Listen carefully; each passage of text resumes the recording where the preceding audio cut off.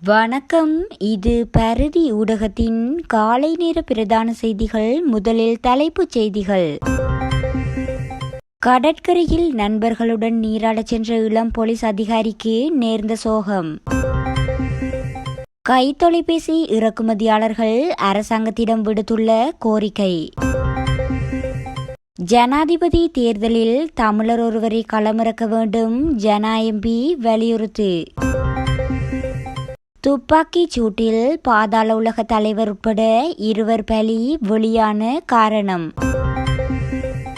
ஜனாதிபதி வேட்பாளர் விவகாரம், தமிழ் தேசிய கூட்டமைப்பின் நிலைப்பாடு குறித்து சம்பந்தன் கூறியுள்ள விடயம். திரிபோலி படைப்பிரிவுடன் நெருங்கி செயற்பட்ட பிள்ளையான் பகிரங்கப்படுத்தும் சாணக்கியன். பேருந்தில் இருந்து கீழே விழுந்த மகள், சாரதியை கடுமையாக தாக்கிய தந்தை. ஜோசப் பரராஜசிங்கம் படுகொலை, மட்டுவிலில் போராட்டம்.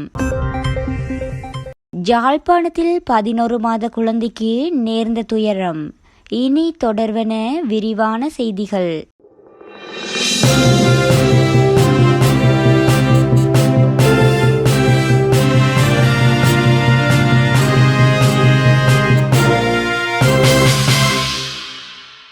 நண்பர்கள் குழுவுடன் நீராடச் சென்ற இளம் போலீஸ் அதிகாரி ஒருவர் நீரில் மூழ்கி உயிரிழந்துள்ளதாக தகவல் வெளியாகியுள்ளது.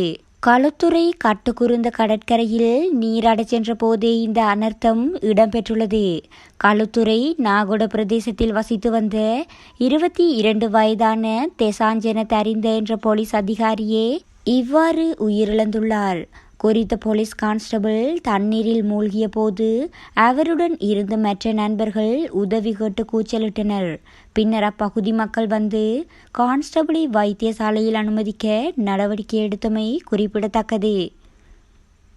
கையடக்க தொலைபேசிகளை வேட் வரி விலக்கு பட்டியலில் இருந்து நீக்குவதற்கு எடுக்கப்பட்ட தீர்மானத்தை மீள் பரிசீலனை செய்யுமாறு கையடக்க தொலைபேசி இறக்குமதியாளர்கள் அரசாங்கத்திடம் கோரிக்கை விடுத்துள்ளனர்.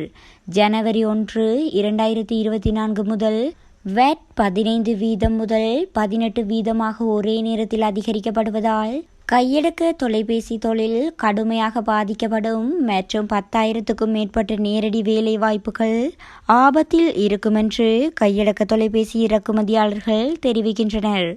வேட் வரி அதிகரிப்பு அறிவிக்கப்படுவதற்கு முன்னரே கையடக்க தொலைபேசி இறக்குமதியாளர்களின் பிரச்சினைகள் தொடர்பில் தொலைத்தொடர்பு ஒழுங்குமுறை ஆணைக்குழுவிடம் தெரிவிக்கப்பட்ட போதிலும் நல்ல பதில் கிடைக்கவில்லை எனவும் அவர்கள் தெரிவிக்கின்றனர். நடைபெறவுள்ள ஜனாதிபதி தேர்தலில் வடக்கு கிழக்கு மக்கள் நன்கு அறிந்த தமிழர் ஒருவரை ஜனாதிபதி வேட்பாளராக களமிறக்க வேண்டுமென மட்டக்களப்பு மாவட்ட நாடாளுமன்ற உறுப்பினர் கோவிந்தன் கருணாகரம் தெரிவித்துள்ளார். மட்டக்களப்பு குருக்கள்மடம் கலைவாணி வித்தியாலயத்தின் கேட்போர் கூடத்தில் நேற்று நடைபெற்ற நூல் வெளியீட்டு விழாவில் கலந்து கொண்டு கருத்து தெரிவிக்கும் போதே மேற்கண்டவாறு குறிப்பிட்டார். மேலும் தெரிவிக்கையில், தமிழ் மக்கள் வாழும் பிரதேசங்களில் உள்ள ஆயுர்வேத வைத்தியசாலைகளில் வைத்தியர்கள் நன்றாக கடமையாற்றினாலும் அங்குள்ள போதனா வைத்தியசாலைகளில் வள பற்றாக்குறைகள் நிலவுகின்றன. மேலும் சில வைத்தியசாலைகள் கவனிப்பாரற்று கிடக்கின்றன. ஜனாதிபதி தேர்தலில் தமிழர்கள் ஒன்றாக இருக்க வேண்டும். இந்த அரசியல் சூழ்நிலையில் எம்மை மாற்றுவதற்கு சந்தர்ப்பம் கிடைத்திருக்கிறது. முரண்பட்ட கட்சிகள் அனைத்தும் 2001 ஒன்றிணைந்து தமிழ் தேசிய கூட்டமைப்பை உருவாக்கி 2009 வரைக்கும் தமிழர்கள் மிகவும் ஒற்றுமையாக சர்வதேசத்திற்கு காட்டினார்கள். அந்த நிலைமை மீண்டும் உருவாக வேண்டும். அடுத்த ஆண்டு இடம்பெறவுள்ள ஜனாதிபதி தேர்தலில் வடக்கு கிழக்கு மக்கள் நன்கறிந்த ஒருவரை வேட்பாளராக களமிறக்கி தமிழ் மக்கள் ஒன்றிணைந்து வாக்களிக்க வேண்டும். தமிழ் மக்கள் ஒன்றிணைந்து வாக்களிக்கும் போது தெற்கில் எந்த ஒரு வேட்பாளராலும் 50% கூட எட்ட முடியாத குழப்பமான சூழ்நிலை உருவாகும். இதனால் தமிழ் மக்களின் வாக்குகள் தேவைப்படும்.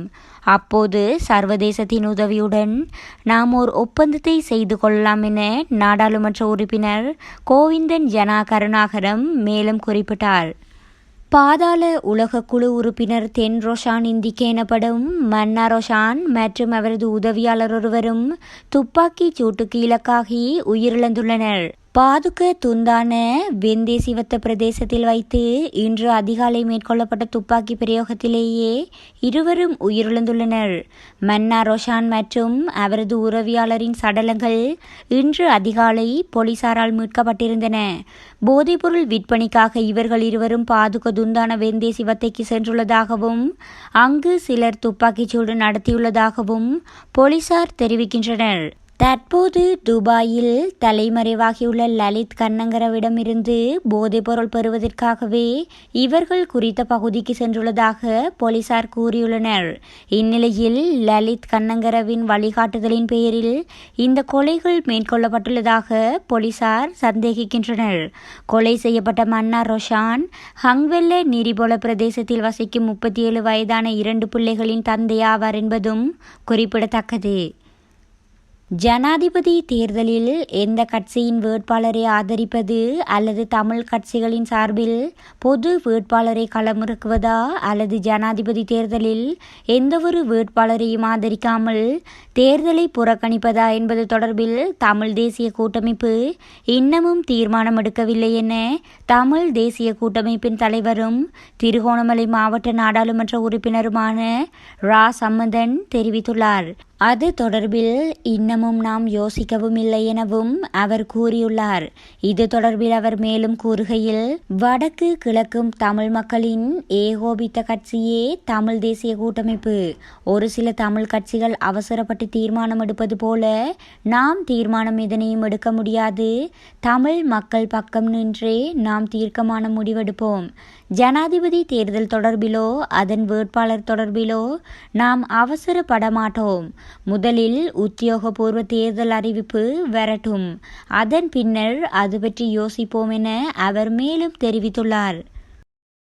உயிர்த்த ஞாயிறு குண்டு தாக்குதல் விவகாரத்தில் இராணுவ புலனாய்வு மற்றும் திரிபோலி படைப்பிரிவு ஆகிய அமைப்புகளுக்கு தொடர்பு இருப்பதாகவும் அந்த அமைப்புகளுடன் பிள்ளையான் நெருங்கி செயற்பட்டதாகவும் மட்டக்களப்பு மாவட்ட நாடாளுமன்ற உறுப்பினர் ரா சாணக்கியன் குற்றம் சுமத்தியுள்ளார். இந்த விடயமானது அண்மையில் வெளியாகிய சேனல் 4 ஆவணப்படத்தில் கூறப்படுவதாக அவர் மேலும் தெரிவித்துள்ளார். மட்டக்களப்பில் முன்னாள் நாடாளுமன்ற உறுப்பினர் ஜோசப் பரராஜசிங்கத்தின் நினைவஞ்சலியில் கலந்து கொண்டு கருத்து தெரிவிக்கும் போதே இவர் இதனை கூறியுள்ளார்.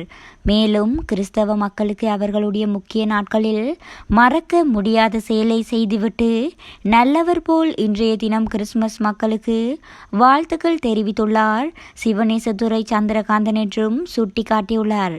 இதனைத் தொடர்ந்து நிகழ்வின் நினைவு பேருரையினை தமிழ் தேசிய அரசியலும் பெண்களும் என்ற தலைப்பில் புளோரிடா சிமியோன் வழங்கியதுடன் அவர் மலையக மக்களுக்கான அங்கீகாரம் இன்னும் வழங்கப்படவில்லை எனவும் தெரிவித்தார். இதனைத் தொடர்ந்து புளோரிடா சிமியோன் பொன்னாடை போர்த்தி கௌரவிக்கப்பட்டதுடன் நினைவு சின்னமும் வழங்கி வைக்கப்பட்டதுமை குறிப்பிடத்தக்கது. குருநாகலில் இலங்கை போக்குவரத்து சபைக்கு சொந்தமான பேருந்தின் சாரதி நபரொருவரினால் கடுமையாக தாக்கப்பட்டுள்ளார்.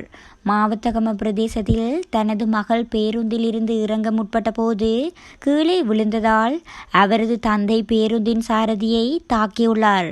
குருநாகலில் இருந்து நேற்று பிற்பகல் கண்டி நோக்கி சென்று கொண்டிருந்த பேருந்திலேயே இந்த சம்பவம் இடம்பெற்றுள்ளது. மாவத்தகம எரிபொருள் நிரப்பு நிலையத்திற்கு அருகில் பேருந்தின் பின் கதவு வழியாக இறங்க முயற்சித்த மாணவியொருவர் தவறி விழுந்துள்ளார். அதிர்ஷ்டவசமாக அவருக்கு எந்த பாதிப்பும் ஏற்படவில்லை. ஆனால் தன் மகள் பேருந்திலிருந்து விழுந்ததால் கோபமடைந்த தந்தை சாரதியை தாக்கியதாக காவல்துறையினர் தெரிவித்துள்ளனர். நத்தார் திருப்பலி பூஜையின் போது ஆயுத குழுவினால் சுட்டுக் கொல்லப்பட்ட தமிழ் தேசிய கூட்டமைப்பின் முன்னாள் நாடாளுமன்ற உறுப்பினர் ஜோசப் பரராஜசிங்கத்தின் 18வது நினைவு தினம் இன்று அனுஷ்டிக்கப்பட்டு வருகிறது. இந்நிலையில் மட்டக்களப்பு புனித மரியாள் பேராலயத்தில் சுட்டுக் கொல்லப்பட்ட முன்னாள் நாடாளுமன்ற உறுப்பினர் ஜோசப் பரராஜசிங்கத்தின் படுகொலைக்கு நீதி கோரி போராட்டம் ஒன்று முன்னெடுக்கப்பட்டது. குறித்த போராட்டம் இன்று மட்டக்களப்பு சார்ல்ஸ் மண்டபத்தில் தமிழரசு கட்சியின் வாலிப முன்னணியின் மட்டக்களப்பு மாவட்ட தலைவர் கே சோபனன் என்ற தலைமையிலேயே இடம்பெற்றுள்ளது.